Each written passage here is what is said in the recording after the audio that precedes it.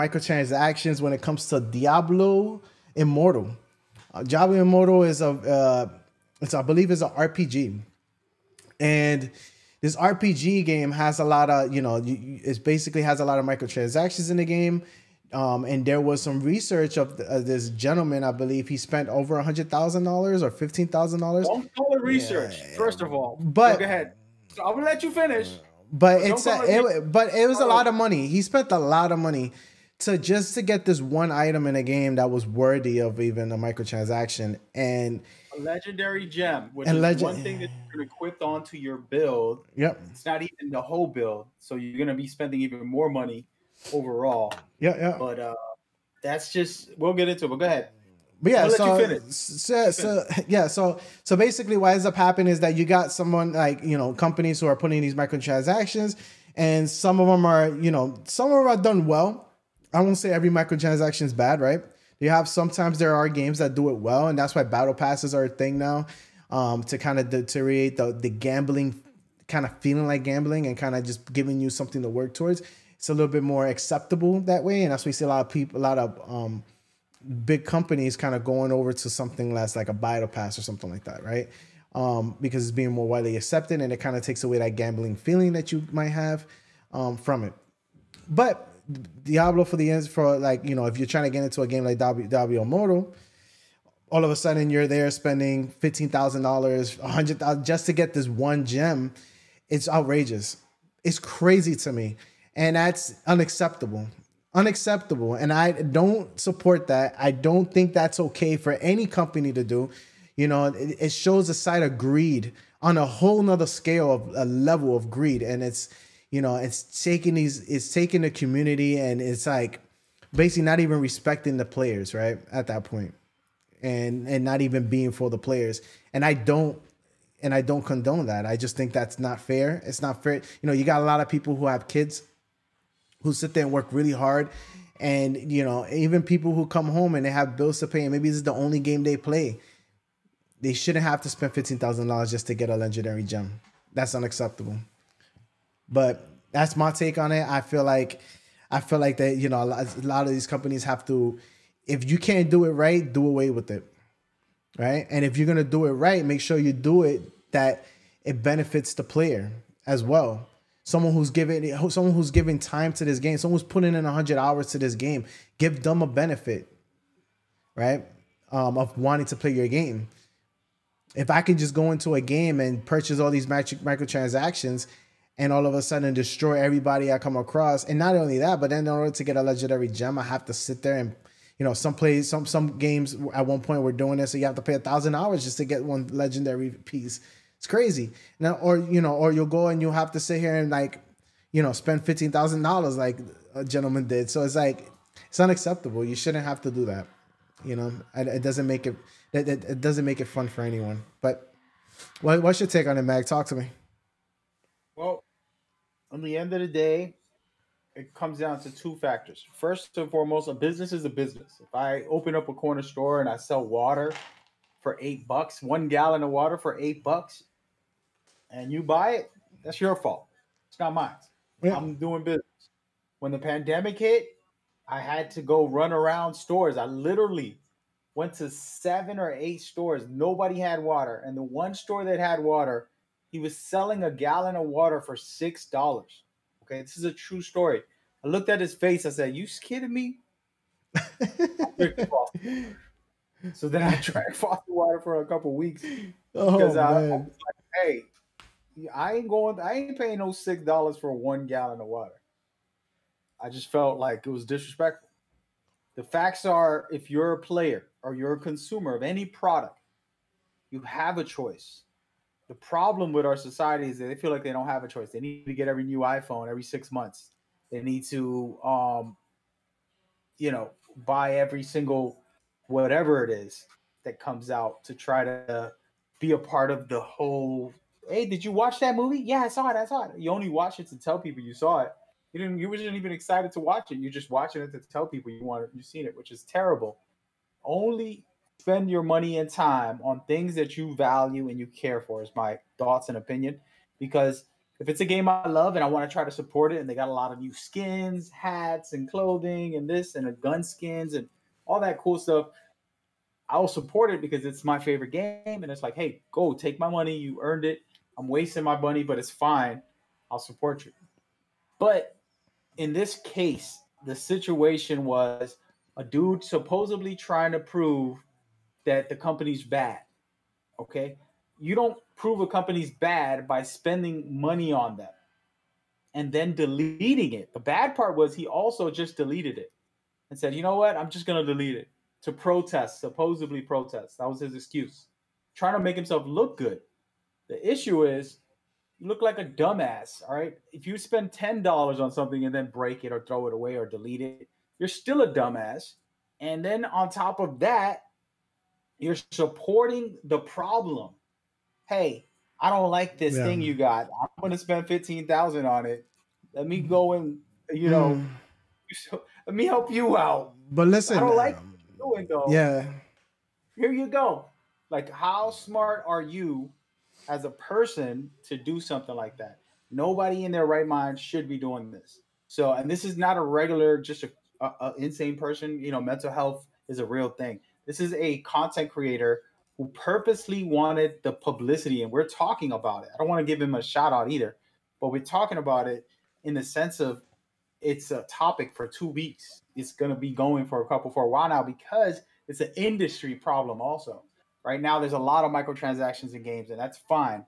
GTA, one of the billion-dollar corporation because of microtransactions. Fortnite, $1 billion also because of the microtransactions. A lot of other games I can name that make big money like that. Not all of them make $1 billion plus, but a lot of these companies are making $2, $4, or $5 billion off of microtransactions. And that's fine if it's something normal that you're buying that's non-competitive. But if you're giving me an edge in a game, somebody pays $60 to experience, and then the other person spends, let's say, $15,000, and they are stronger, more powerful, more capable, they'll survive longer, then it ruins the experience if they have to battle each other. And this is where development studios are wrong, but it's the consumer who controls if they're wrong or not. If you're spending the money on it, you're just as wrong as them. If you don't and don't support that, they will have to stop doing that. So, for example, I can buy water for $1.50 in that same store right now that charged me $6, and I didn't take it. And I was dehydrated, and I'm like, I need this water. But I said, I'm just going to drink faucet water for a couple. And now the pandemic is gone, and all water is back to the normal price it used to be, $1.50, around there. So this is the mentality that has to change, and this is an educational thing, hopefully, for young folks. I know my son playing NBA 2K used to call me, Dad, can you give me $20 PlayStation card? Like, for what? I need to upgrade my player. And I'm like, oh, he's not even trying to enjoy the game. He needs to upgrade his player.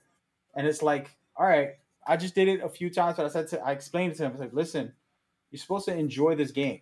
You shouldn't have to blow all your money to level up to say, I want to enjoy it now. You know, just enjoy the whole progress is a part of why we play games.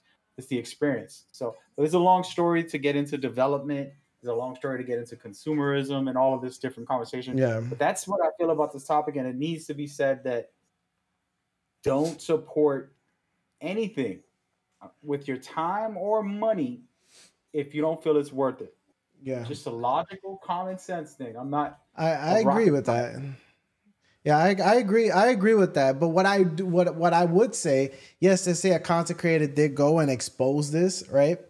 I would say I felt like it's necessary, right? I felt like it's one of those things that I'm actually happy it happened because it exposed some of the stuff happening in the industry. Everybody already knew that the prices were too high. Yes, we know that. But when it comes to this when it's this exaggerated, it puts it on such it's like exploded, right? It's under a microscope 100 times, right?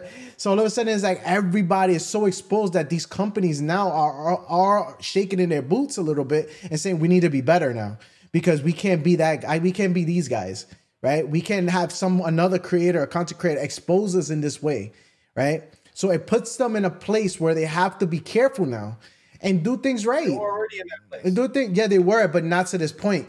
This exposed it on a whole different scale, to the point where now I feel like a lot of these companies are going to take notice of what's happening with Diablo right now. And it's a sad situation, because apparently this game has a really great community. It's really supported. It has a lot of backing, right?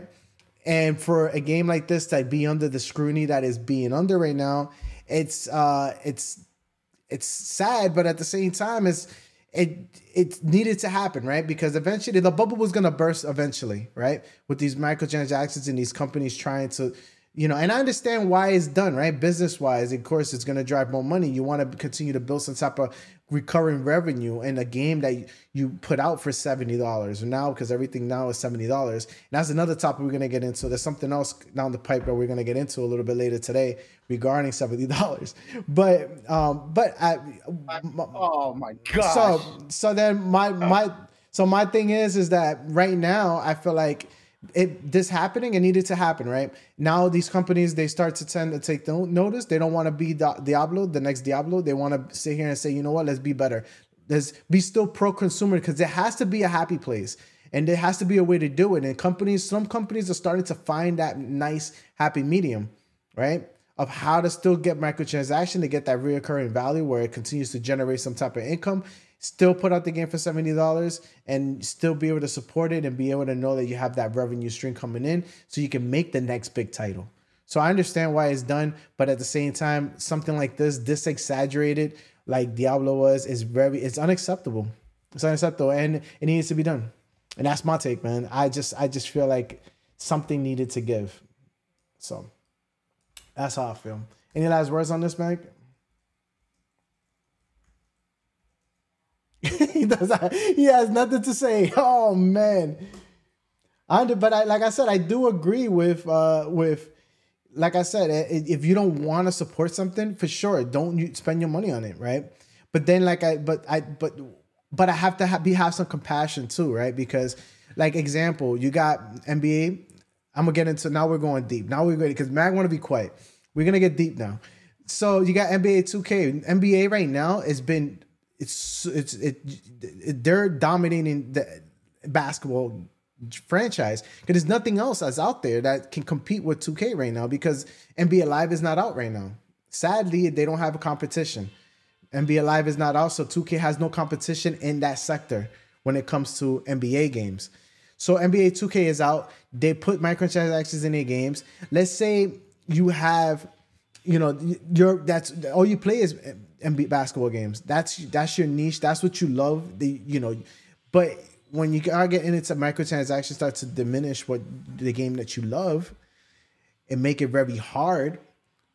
All of a sudden, it starts to put you in a place where you're like I really love this game. I don't know what other game I'm gonna be playing. It's the only reason why I bought my PlayStation, right? Let's say that's the only reason why you bought your console, is because you wanted to play a basketball game. 2K is the only one out right now. There's no other game out, so you have to eat it. It's like suck it, right? And it's like, oh, there you go, eat it.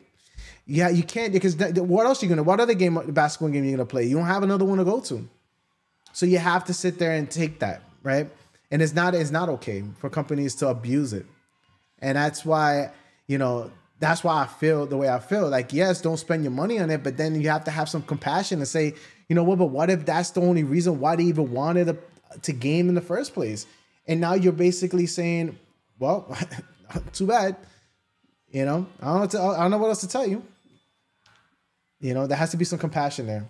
And there has to be a sense of, like I said, there has to be a happy medium when it comes to that. So that's my take. And, and it's like I said, at the end of the day, you don't have to spend your money, but you have to have, at least as a company, have some compassion for the community that you do have, and be able to find a way to still please. You're never going to be able to please everyone, but at least to be able to know that you're trying to do the right thing by the community while still be able to generate that revenue that you do need, or you do need for the next title, next game, right? So that's my take in the nutshell.